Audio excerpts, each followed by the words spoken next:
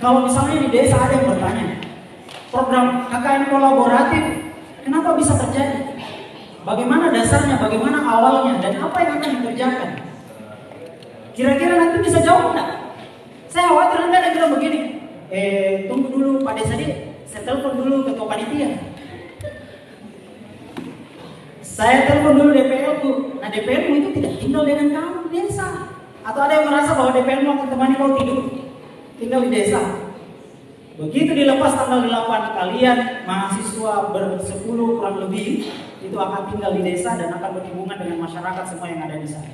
Dan segala hal terkait program ini akan ditanyakan kepada siapa?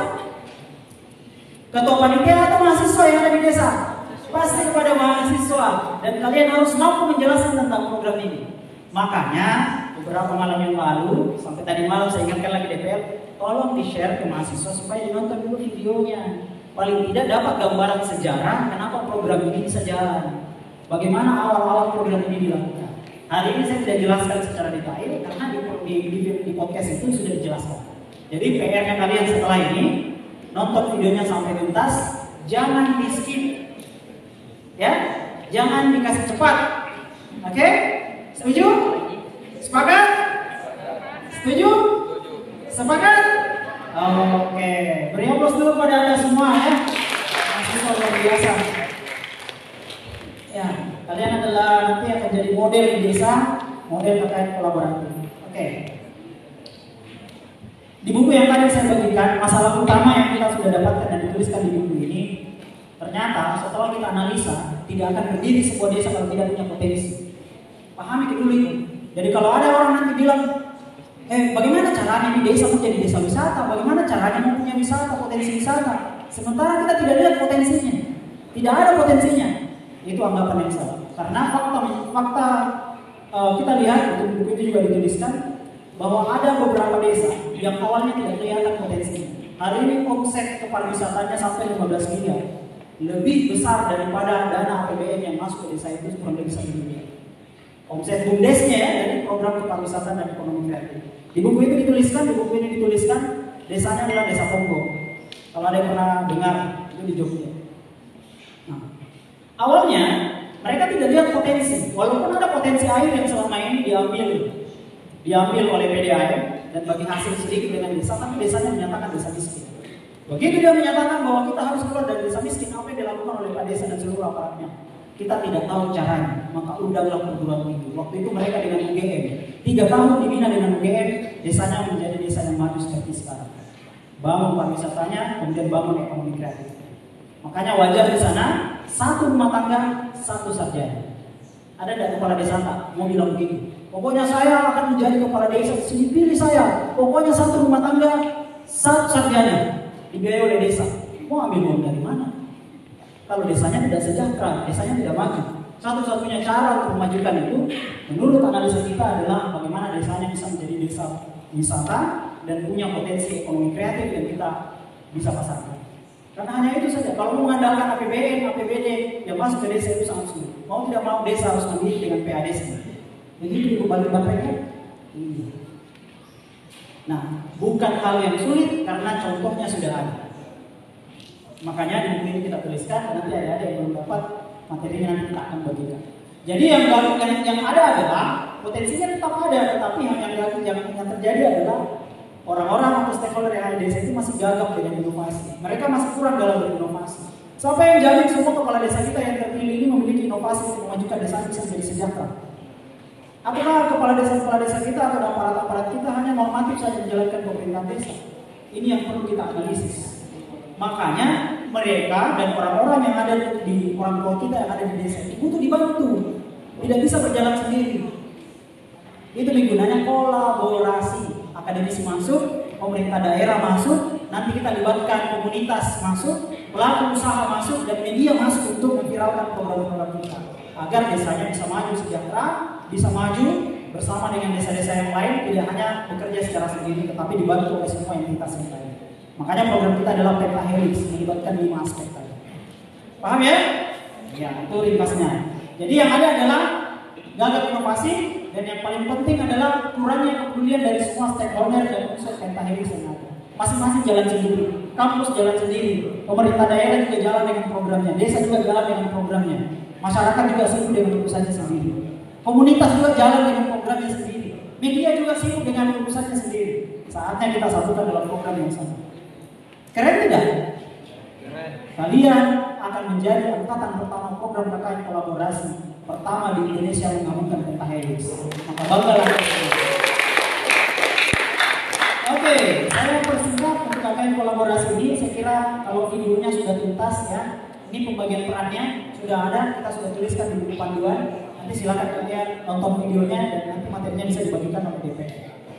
Yang saya ingin soroti adalah perhatikan nanti ini beberapa program inovasi yang kita harus keluarkan dalam program 40 hari kalian berada di desa. Yang pertama PR-nya kalian, begitu selesai dilepaskan tanggal 8, yang kalian harus pikirkan adalah satu inovasi utama, analisis pengembangan desa wisata. Untuk melakukan ini kita bisa menggunakan analisis SWOT, untuk ekonomi kreatifnya kita bisa menggunakan metode BMC yang saya bagikan hari ini, mungkin ringkas tapi nanti DPR yang akan melengkapi. Yang kedua adalah konten kreatif promosi wisata.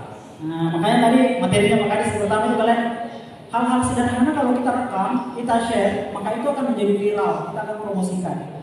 Saya yakin kalian adalah generasi Z yang tidak gagap dengan teknologi.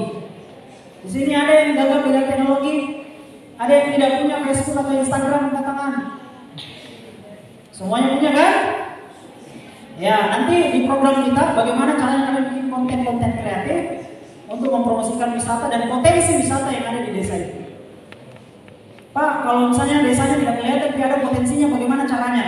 Maka tadi sudah menceritakan kepada kalian bagaimana selokan yang kotor itu disulap, yang awalnya tidak ada orang perhatikan itu disulap, dibersihkan, diturunkan ikan, akhirnya menjadi viral. Orang tidak buang sampah lagi, viral, orang datang, desanya bikin retribusi, parkiran, akhirnya desanya bisa mendapatkan manfaat dari apa? Kolam ikan tadi yang selokan disulap jadi kolam ikan. Itu tidak kelihatan loh potensinya, tapi dengan kreativitas itu bisa kelihatan. Saya percaya yang ada di hadapan saya ini dan yang saya saat kemarin orang-orang kreatif semua. Apakah kepercayaan saya salah? Buktikan nanti di 40 hari berada di desa. Tugas kalian satu, tadi analisis pengembangan desa wisata, kita sudah siapkan questionnaire-nya. Sebentar saya kasih lihat. Konten kreatif promosi wisata, kalian sudah latihan mempromosikan dirimu lewat tadi video-video yang saya putar ya. Keren-keren semua, itu tinggal dipoles sedikit lagi. Kemudian ekonomi kreatif makanan khas, cenderamata khas. Kalau di desa itu punya potensi pangan yang bisa diolah menjadi oleh-oleh, saatnya kalian berkreasi. Tahu tidak di Kongo yang saya cerita tadi?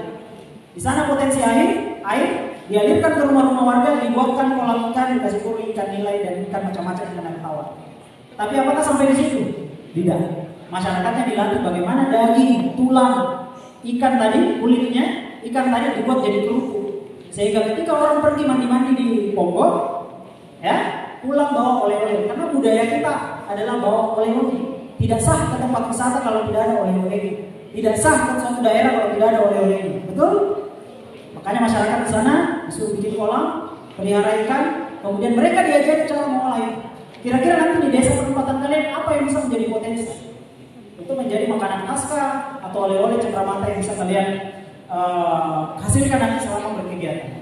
Karena di pertengahan atau di akhir Agustus nanti kita akan bikin sebuah mini festival di mana semua yang tadi itu akan dipajang. Jadi siap-siap ya nanti DPR, siap-siap PR-nya membimbing mahasiswa bagaimana caranya membuat sebuah potensi desa sifatnya cendramata atau makanan khas yang nanti kita akan pajang di mini festival dan insya Allah nanti kalau memungkinkan kita akan lombakan. Ya, siap sudah? Siap. Makanya jadwal kita akan ada sebentar, ada program penanganan stunting juga, kemiskinan ekstrim dan penuntutan masalah anak putus sekolah. Sebentar, sore atau siang sebentar nanti ada kepala dinas yang akan share tentang program-program inovasi nomor 4-6. Saya tidak jelaskan, tapi yang jelas ada titipan itu ya. Jadi ini 6 program utama, ditambah program-program tambahan yang ada di sebelah kanan. Ini semua, ditambah namanya program khusus yang mungkin ada titipan dari perguruan tinggi. Banyak PR-nya ya. Jadi jumlah program yang kalian kerjakan nanti saya sudah titip sama DPR minimal sejumlah mahasiswa di posko itu. Karena satu mahasiswa wajib sebagai penanggung jawab satu program. Oke? Wajibnya ada 6, ada pilihan di sebelah kanan yang sifatnya mikro, ada lagi namanya program-program tambahan. Minimal program semua sejumlah mahasiswa di posko itu. Karena wajib satu orang satu penanggung jawab program. Siap? Siap? Oke. Jangan di foto-foto yang ini kecuali saya mau dipoto, boleh? Karena ini nanti akan dibagikan. Tenang. Ada yang masih mau bertanya apa pendanaannya? Pendanaannya nanti pendanaan bersama, nanti kita lihat dari mana anggarannya. Nah, ini target inovasi yang mungkin kalian lakukan dan nanti kita akan susunkan dalam 7 pekan pelaksanaan program. Minggu pertama kedua itu inisiasi.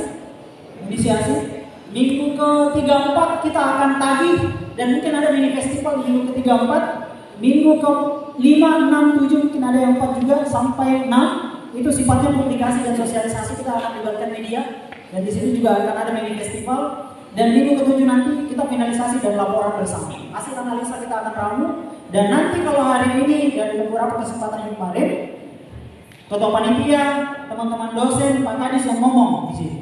Insya Allah akhir kegiatan KKN kita yang akan melaporkan kegiatan dan hasilnya nanti adalah mahasiswa di hadapan bupati. Jadi nanti kita seleksi siapa yang kira-kira bisa tampil untuk memaparkan program ini, bahwa program ini mendapatkan hasil seperti ini di akhir kegiatan. Ini time schedule kita ya. Ini kita sudah bagikan ke DPR. Tinggal kalian nanti lihat gimana kolaborasinya. Tahapan kita sudah sampai di tahapan kanan. Ini walaupun 1 Agustus belum diedit, nanti insya Allah tanggal 8 Agustus kita dilepaskan. Nanti di sebelah kiri sana bawah, tahapan kita adalah ada pameran dan lomba ekonomi kreatif. Jadi siap-siap memang kira-kira desa itu punya apa untuk nanti dipasarkan. Dipamerankan. Ya, disosialisasikan, dipublikasikan. Kemudian nanti kita akan buat seminar pembangunan Kolom Narasa, apakah dari aspek kesehatan, lingkungan, ekonomi dan lain-lain. Tapi dilakukan di tempat wisata. Nanti kita lihat desa mana yang paling siap menerima tamu. Ya, itu nanti. Kemudian ada mini festival eksplor kepariwisataan, soalnya nanti kita kerjakan. Tapi mungkin saat ini kita hanya pilih 2 desa saja. Satu di desa di daerah gunung, satu daerah pesisir, ya. Satu daerah gunung dan satu daerah pesisir sebagai lokasi nanti mini festival. Dan semua desa-desa dibagi 2. Ada yang pamerannya mini festivalnya di salah satu desa daerah pegunungan dan nanti semua desa dibagi 2, sisanya nanti di daerah pesisir atau pantai. Kalau saat ini kita akan diskusikan, tapi saat ini diskusi kita di Desa Pepandangan rencana daerah pegunungan sekaligus launching programnya kepariwisataan itu rumah kreatif. Nanti sekalian kita bikin di sana, mudah-mudahan nanti disepakati.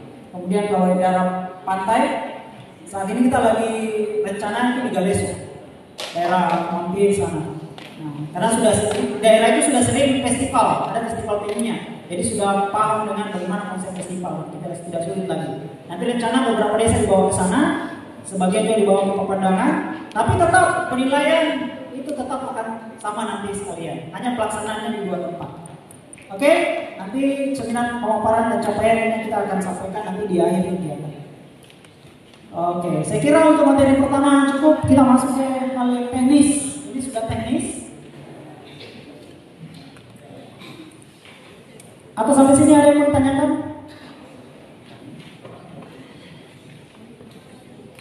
Oh ya, lanjut dulu baru tanya jawab.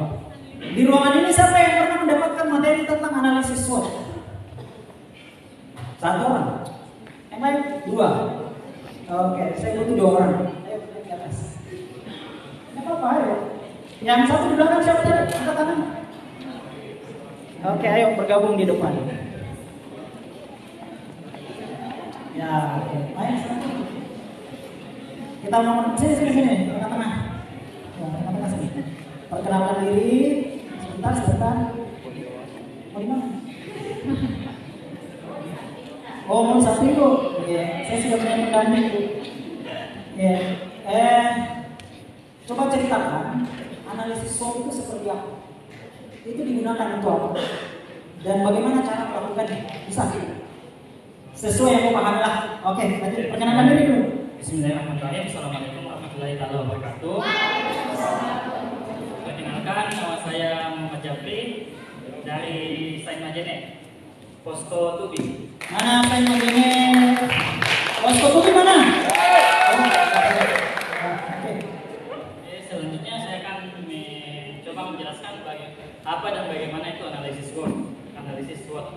sebagaimana yang saya ketahui, analisis SWOT itu adalah suatu kegiatan yang dimana kita menganalisis peluang dan apa-apa saja yang menjadi inti dari suatu usaha. Analisis SWOT itu sendiri adalah akronim. SWOT itu adalah akronim yang mohon maaf itu bahasa Inggris saya lupa namanya. Yang jelas S itu berarti kekuatan, Strength, W-nya kelemahan, weakness, O-nya peluang, dan T-nya adalah opportunity, dan apa T-nya? ancaman. Ancaman. Ya, itu.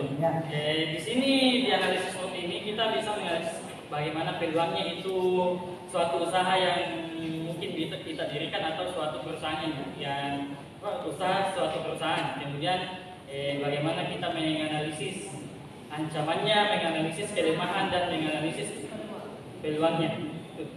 Cukup? Cukup? Oke. Kita ke Aninde yang satu ya. Oke, Baik, Assalamualaikum warahmatullahi wabarakatuh. Perkenalkan, nama saya Nindyantika Sari. Saya dari Unasman dari program studi pendidikan matematika dan posko saya di Tutar Polewani. Oke, mana? Jadi saya sudah pernah mendapatkan materi mengenai analisis SWOT, tapi saya juga lupa bahasa Inggrisnya. Oh, Jadi dari materi dari mana? Di kampus ya? Bukan. Oh, bukan. Dari mana? Kegiatan pramuka. Oh, kegiatan pramuka. Mana anak pramuka?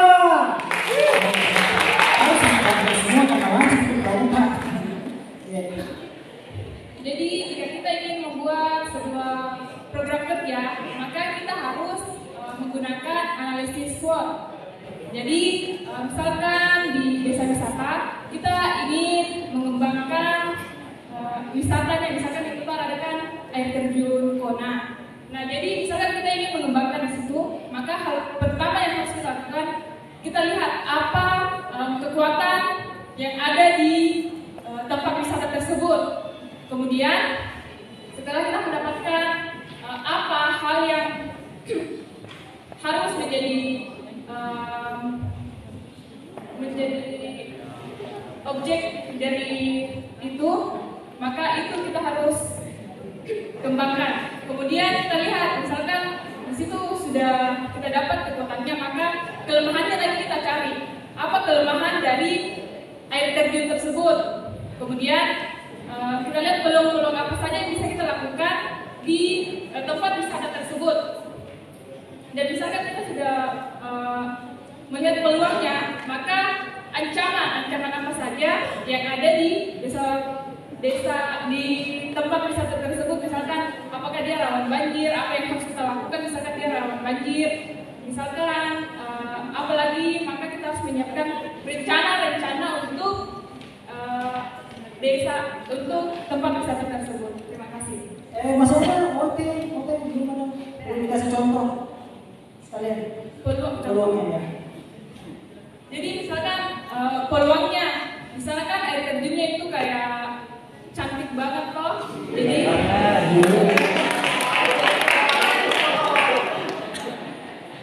Jadi peluang apa yang bisa kita lakukan? Misalkan apa ya? Misalkan di sana kita bisa mengajak masyarakat untuk misalkan menjual produk-produk seperti itu. Maka peluangnya di situ masyarakat bisa mengembangkan ekonominya. Ya, kemudian ancaman itu tadi kan, ancamannya misalkan apakah di sana itu ada binatang buasnya ya, apa yang harus dilakukan jika ada binatang buas, apalagi yang lainnya, misalkan kalau apa ada banjir, apa yang harus disiapkan supaya banjir ya, kemarin itu banjir dilalui tempat wisata tuh, nah ancaman. Nah, misalkan apa yang perlu dipersiapkan, kemudian Oke, ya, mas. Beri aplaus kepada dua teman kita. Tangan dulu, ya, tangan dulu. Tadi kekuatan yang disebutkan tadi apa? Aduh, lupa. Kamu generasi cepat lupa ya. Mudah-mudahan tidak cepat lupa saya. Tadi disebutkan ada potensi wisata toh? Misalnya wisatanya punya ada di daerah mana tadi Tutar Kona ya apa ya? Terjun Kona misalnya, ya itu salah satu kekuatan karena sudah punya potensi. Tetapi di sisi lain dia punya kelemahan. Kelemahannya apa tadi? Oh, ini contoh ya. Tadi apa tadi kelemahannya? Misalnya masyarakatnya belum paham tentang bagaimana mengelola wisata. Di satu sisi punya potensi, di satu sisi punya kelemahan. Nah, sekarang pertanyaan saya kepada cowok yang ganteng di sini. Siapa mau tanya? Ya? Udah. Ya, udah. Dari style Majene. Berdiri dulu bisa? Ikut. Ya, nah, sini.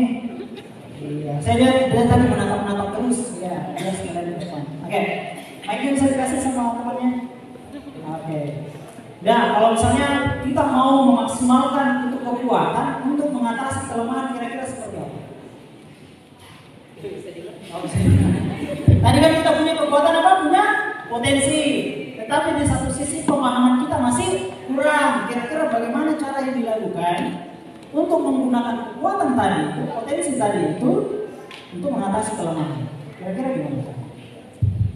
Baik, pertama yang kita mau gunakan adalah kita melihat dulu peluangnya. Peluangnya adalah punya potensi wisata. Ya. Nah, kalau memang mendominasi untuk bisa dipromosikan, jadi langkah selanjutnya itu kita harus membingkai sedemikian rupa. Membingkai sedemikian rupa. Oke. Lanjut.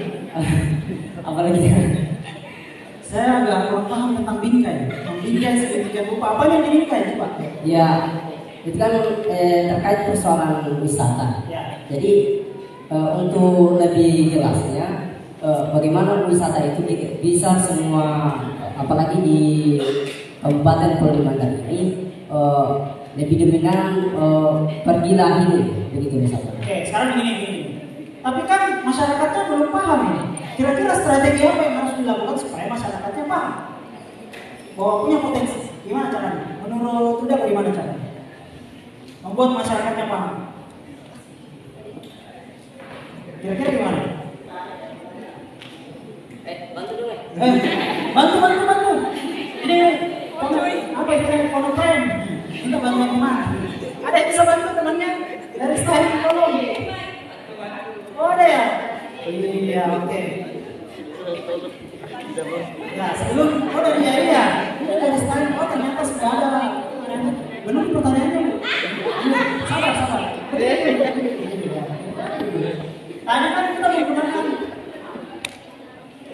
Tadi kan kita menggunakan kekuatan untuk mengatasi kelemahan. Kira-kira strateginya seperti apa?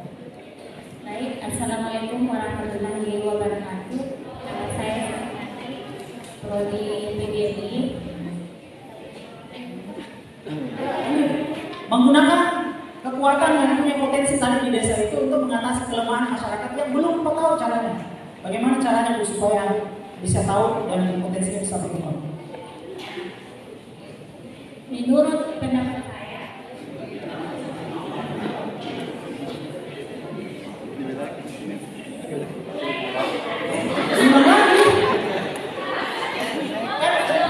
kan punya potensi,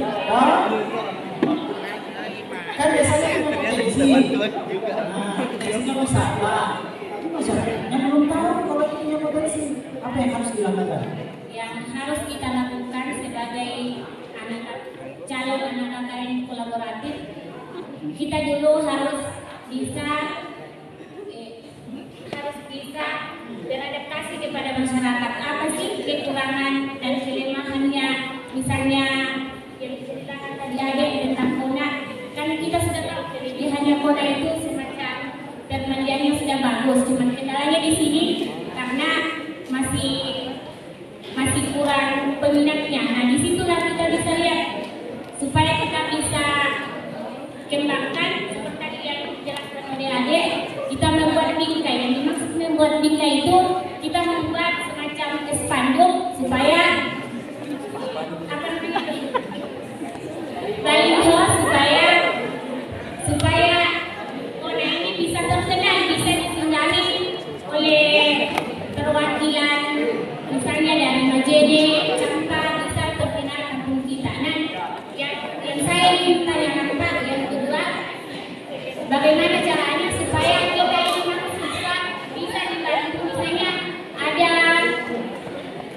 ada Jadi saya ditanya. yang kami ingin ada Pak supaya dituntut terus bagaimana caranya supaya ketika kami sebagai calon mahasiswa sudah bekerja di lapangan selalu dipantau dan dikasih bimbingan yang lebih bagus lah. Oke, bagaimana caranya? Ya nanti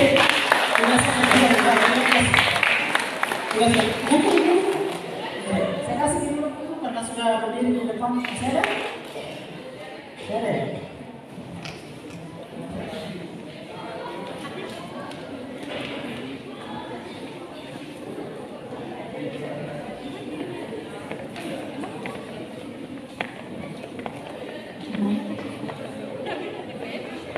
Oke, saya tidak lihat tambahannya karena saya bawa 10 tadi 4 6 tadi harusnya 4 cukup 10 tapi karena ada yang tinggal 2 nanti sebentar saya kasih laki-laki dan ada di kita, jangan kita nanti tinggal 1 ya. Oke, siapa? Ibu nanti sebentar ya selesai acara hubungi panitia. Oke, terima kasih, boleh duduk kembali ke tempatnya. Jadi saya tidak perlu menjelaskan banyak lebar tentang analisis SWOT, teman-temannya sudah menyampaikan. Oh, boleh ya? Siapa tadi? Terselip. Siapa tadi? Oke. Kasih ya. Oke. Saya sudah menjelaskan tadi singkat saja di bagian akhir kegiatan kita pada hari ini. Temannya sudah menjelaskan tentang analisis SWOT. Yang jelas SWOT itu strength dan weakness itu faktor internal. Kalau OT, opportunity dan threat ancaman itu faktor eksternal. Contoh peluang adalah sekarang kan sudah eranya digital, medsos ya, betul? Nah, masyarakat kita tadi kelemahannya apa? Tidak mau mengetahui caranya. Apa susahnya? Masyarakat diajari cara membuat pariwisatanya itu berkembang. Kira-kira kalau kita di Google itu banyak muncul? Banyak, bentuk video, penjelasan, PowerPoint, semuanya lengkap. Menggunakan peluang besarnya media sosial untuk mengatasi kelemahan atau permasalahan yang ada di desa. Paham? Nah, contoh lagi, bagaimana kekuatannya, bagaimana peluang tadi dengan media sosial itu kita bisa memasarkan potensi, menggunakan strategi, opportunity, peluang dengan adanya media sosial untuk meningkatkan kekuatan. Bisa? Bisa. Itu semua yang kita akan analisis. Metodologinya saya jelaskan dalam bentuk slide, tapi saya akan serahkan nanti ke lewat DPL. Saya hanya menampilkan saja di atas, singkat saja. Dan di buku yang saya sampaikan tadi bagi yang kita dapat ada di bab 3. Sedikit lagi Bu moderator ya, saya tinggal menunjukkan saja. Nah ini, jadi analisanya ini kita hitung. Misalnya kita identifikasi dulu sebelah ini apa yang menjadi kekuatan, kelemahan, peluang dan ancaman. Setelah kita analisa, itu dibobotkan dengan nilai. Saya yakin yang pernah ajari analisis SWOT tidak menggunakan cara metodologi di sebelah kanan, yaitu dibobotkan dan dihitung. Kan muncul pertanyaan begini, kan ada strategi bagaimana menggunakan kekuatan untuk mengatasi kelemahan, bagaimana menggunakan kekuatan untuk menggunakan peluang, bagaimana menggunakan kekuatan untuk menghadapi ancaman. Karena seperti itu pertanyaan saya, strategi mana yang dikerjakan lebih dulu? Bingung kan? Makanya kita buat pembobotan skala prioritas. Metodologinya seperti di atas. Ya, nanti saya bagikan, tapi yang jelas metodologi seperti ini. Kita bobotkan, kemudian nanti setelah kita bobotkan, kita hitung dan muncul hasilnya seperti ini. Sebelah atas, tabel atas, muncul hasilnya sebelah atas. Kira-kira kalau di atas, strategi strength menggunakan opportunity atau peluang, nilainya 4,11 lebih besar daripada nilai-nilai yang lain. Artinya, strategi yang harus dilakukan oleh desa itu adalah menggunakan kekuatan untuk menjawab peluang yang ada. Contohnya kayak tadi, punya potensi wisata, ada media sosial, kita menggunakan media sosial dengan kekuatan yang ada, yaitu kita punya potensi wisata untuk ditingkatkan dengan cara dipromosikan. Itu yang perlu dilakukan. Kenapa? Karena nilainya paling tinggi. Kemudian kita turun ke nilai yang lebih rendah lagi, strategi WO. Strategi WO berarti weakness dengan peluang. Media sosial tadi, internet tadi, masyarakat lemah dalam pengetahuan. Strategi kedua adalah bikin sosialisasi secara internal di masyarakat. Tapi strategi pertama tadi adalah eksplor dulu wisatanya. Setelah itu langkah kedua ajari masyarakatnya. Itu. Jadi langkahnya itu berurut dari atas ke bawah sesuai dengan nilai skala prioritas yang ada di atas. Ini menggunakan metodologi, menggunakan teknik kuantitatif namanya. Nanti dosennya aja ya. Kalau hanya sekedar cerita, kemudian dibuat analisis tidak ada dasar-dasar kuantitatifnya, itu sulit dipertanggungjawabkan. Tapi kalau begini modelnya, kalian akan kelihatan seperti peneliti sudah. Oke, saya kira itu kalau BMC sepertinya waktunya tidak cukup karena kita sudah diingatkan, nanti saya titip saja materinya sama BPL untuk di-share kepada kalian di kesempatan yang lain. Saya kira untuk sementara seperti itu. Terima kasih kepada moderator dan Bapak Ibu semua. Saya akhiri, tidak ada sesi tanya jawab karena tadi sudah ditanya ya. Sekian, assalamualaikum warahmatullahi wabarakatuh.